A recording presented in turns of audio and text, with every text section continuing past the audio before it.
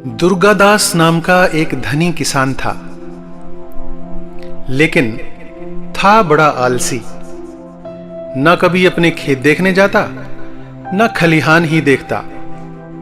अपनी गायें भैंसों की भी वह खोज खबर नहीं रखता था। इतना ही नहीं, अपने घर की सामान की भी उसको कोई परवाह नहीं थी। सारे काम उसने अपने नौकरों के भरोसे छोड़ रखे थे।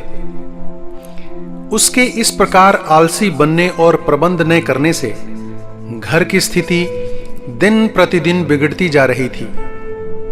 खेती में उसको हानि होने लगी। गायों के दूध घी से भी किसी प्रकार का लाभ होना बंद सा हो गया था। एक दिन दुर्गादास का मित्र हरिश्चंद्र उसके घर आया। उसने दुर्गादास के घर का हाल देखा तो उसे आश्चर्य होने लगा। वह समझ गया कि यदि वह दुर्गादास को समझाता है तो वह इतना आलसी है कि अपना स्वभाव बदलेगा ही नहीं। फिर भी उसने अपने मित्र की भलाई सोची और उसने कहा, मित्र, तुम्हें संकट में देखकर मुझे बड़ा दुख हो रहा है। तुम्हारी दरिद्रता को दूर करने का एक सरल सा उपाय मैं तुम्हें बताना चाहता हूं। दुर्गादास ने कहा, हाँ हाँ, अवश्य अवश्य बताओ, मैं उसे अवश्य करूंगा। हरिश्चंद्र ने कहा, सुना है कि सब पक्षियों के जागने से पहले ही मान सरोवर पर रहने वाला एक सफेद हंस पृथ्वी पर आता है। दोपहर दिन चढ़े वह लौट जाता है, किंतु यह कोई नहीं बता सकता कि वह कब कहां आएगा। लेकिन जो कोई उसके दर्शन कर लेता है उसको किसी भी चीज की कमी नहीं रहती।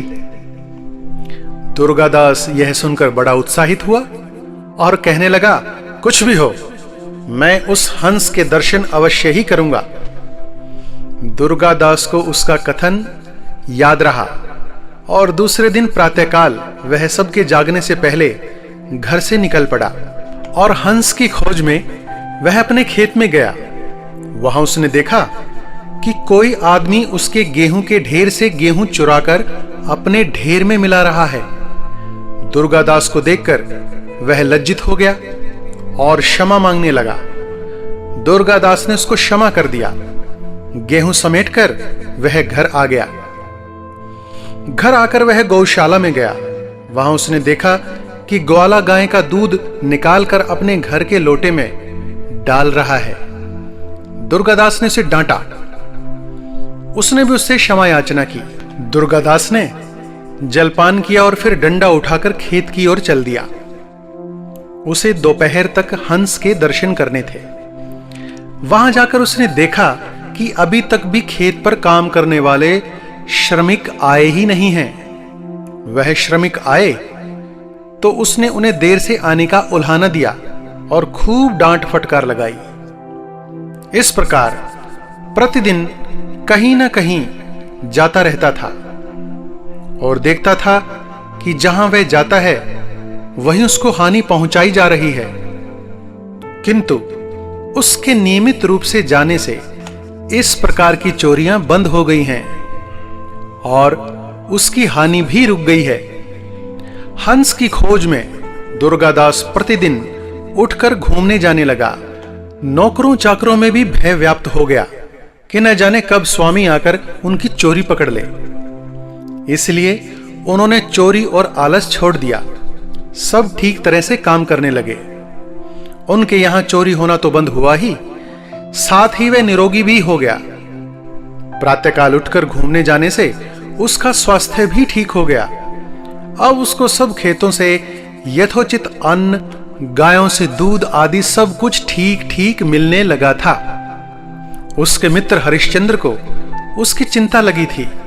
वह उसका समाचार जानने के लिए उसके घर आया। दुर्गादास उसको देखकर प्रसन्न हो गया और कहने लगा, मित्र, सफेद हंस तो मुझे अब तक नहीं दिखा।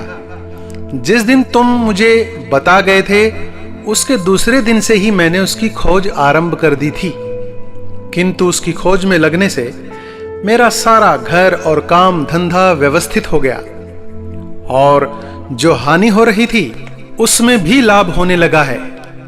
हरिश्चंद्र को हंसी आ गई और बोला, परिश्रम करना ही वह सफेद हंस है। परिश्रम के पंख सदा उजले होते हैं। जो स्वयं परिश्रम न करके अपना काम नौकरों पर छोड़ देता है वह हानि उठाता है। मैं जानता था कि यदि तुम्हें आलस छोड़ने का परामर्श देता तो तुम उसे स्वीकार नहीं करते, किंतु मैंने तुम्हें आसान रास्ते का लालच दे दिया और तुम उसके अनुसार काम करने लगे, तो तुम्हारा सब कुछ ठीक हो गया।